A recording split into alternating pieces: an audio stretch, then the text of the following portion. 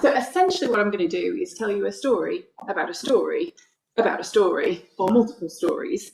And that's because we were trying to do something a bit different.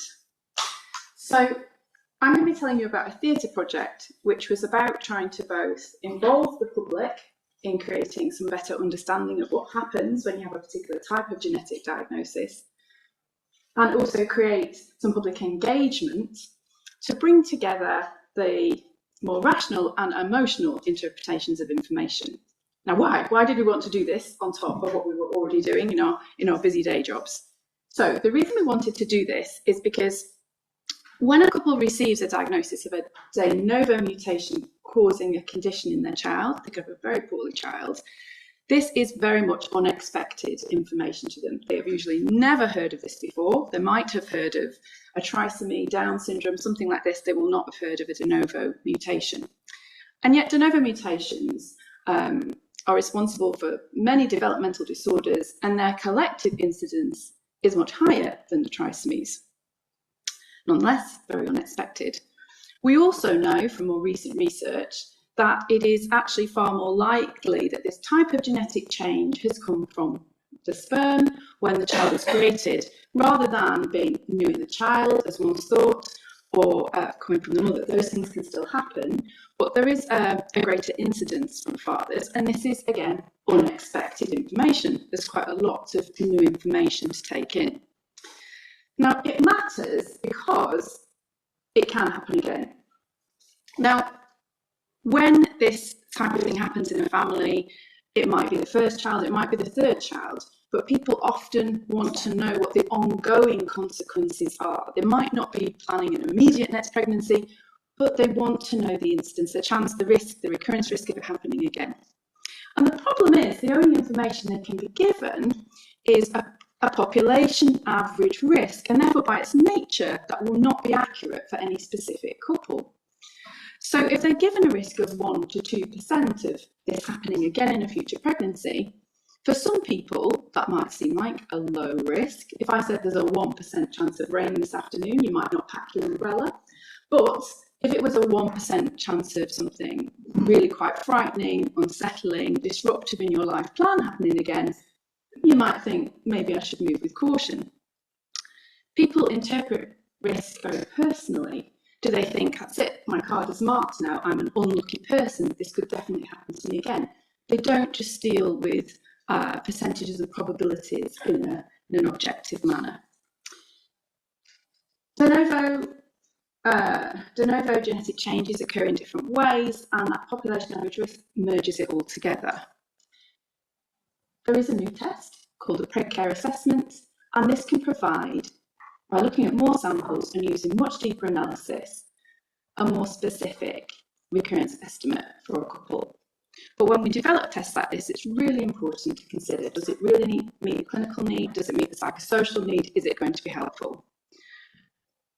The theatre project, making it personal, sits at the end of this stream of events in a sense, although there's a little bit of iteration between the iPregCare project, which is what I'm currently working on now.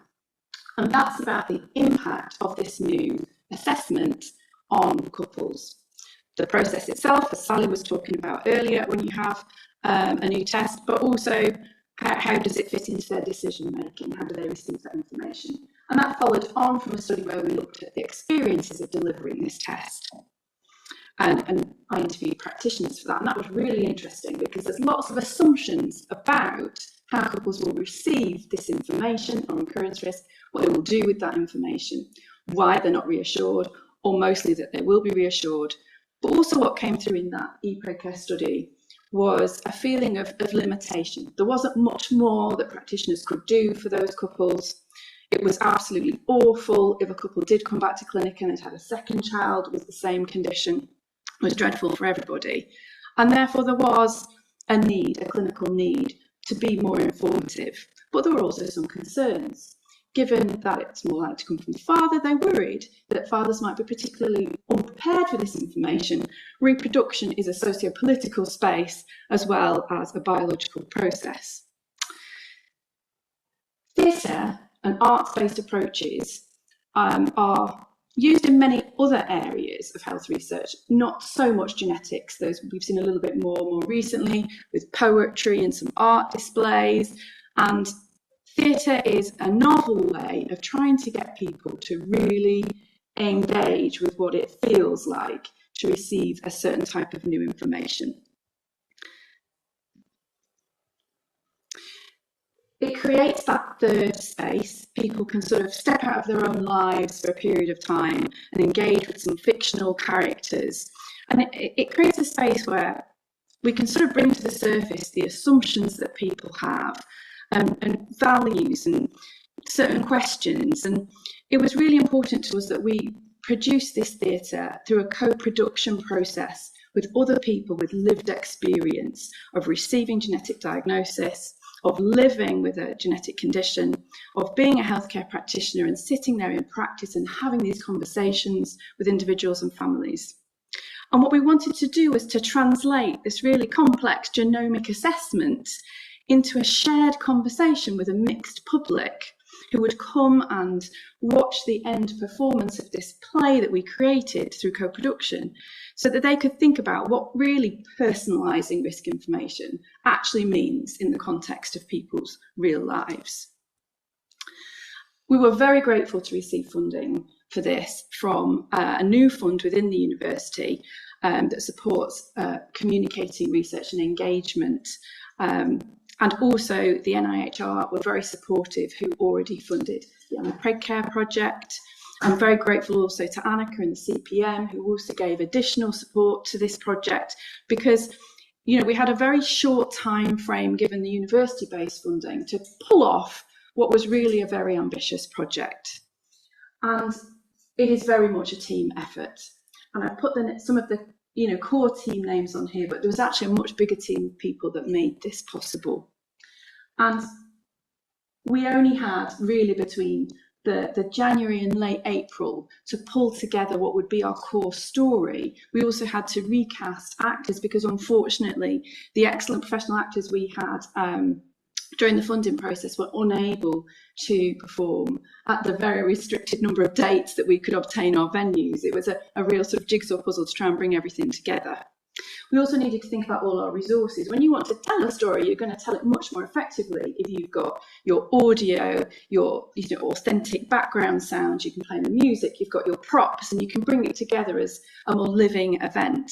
Even if you don't have a super duper, West End theatre venue, you can still bring it to life. But there was a lot of coordination involved.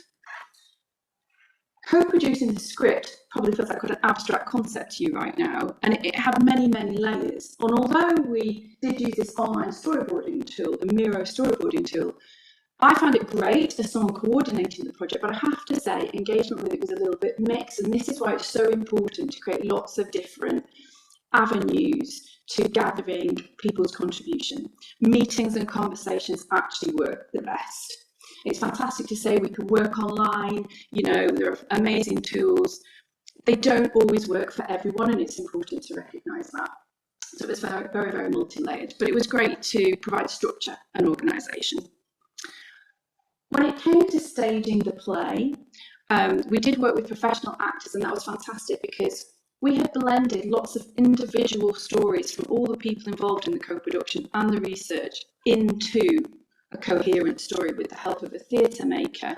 But the actors themselves then have to embody that and bring it to life and make it feel real. So they're an important part in that process of saying, this conversation feels clumsy, it doesn't feel right. I think it should look more like this. And that's why it's so important to work with the professionals when you're trying to really make something effective here.